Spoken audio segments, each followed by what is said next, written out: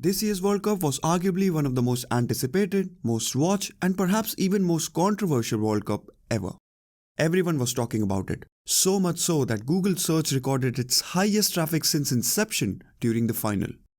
It had been in the news the day Qatar was announced as its host, and the talk went on from the numerous controversial issues that the event raised, to corruption allegations on FIFA, and even the controversy around how Argentina was apparently helped by FIFA to win. This year's World Cup was also perhaps one of the last ones where fans could see their stars in their national jerseys for the last time. Ronaldo, Messi, Modric are some of the few global stars who played for their national team for the last time in this year's World Cup. But the 2022 World Cup is now over with Argentina as the champions, a win which was celebrated by many across the world. And it's time to get ready for the next iteration of the biggest sporting event in the world in 2026. So this video is all you need to know about the World Cup 2026 and how this might be one of the best and even most efficient World Cups after Qatar's $220 billion investment. Let's start. The next World Cup is set to occur in 2026 and has already broken a few norms. On June 16, 2022, FIFA announced that this will be the first World Cup in history to be conducted by 3 countries: US, Canada and Mexico. 16 cities in total, 11 in the US, 2 in Canada and 3 in Mexico, will together host the Football World Cup, with Canada and Mexico most likely to host the early group stages and the US set to host the semi-finals and finals. Atlanta, Dallas, New York, Seattle, Vancouver, Toronto, Mexico City are just some of the main cities where matches will be held. But other major cities like Washington DC, which are not hosting actual matches, will host supportive events like Fan Fest and meet and greets. Interestingly, since most of the US venues are configured for American football, many of them will have to be renovated for the World Cup.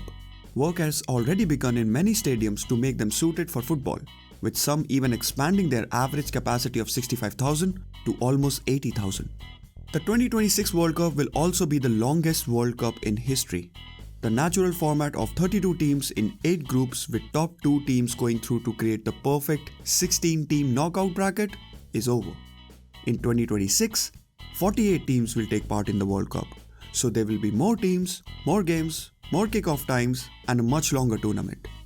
The World Cup in Qatar lasted 29 days, but it will have to last at least 35 days next time. It is even speculated that the 3 host countries will auto-qualify for the World Cup, another first for the event. The next World Cup should also be much more economical as compared to this year's event. The Qatar 2022 World Cup was the costliest in history, with the country spending $220 billion on infrastructure and facilities.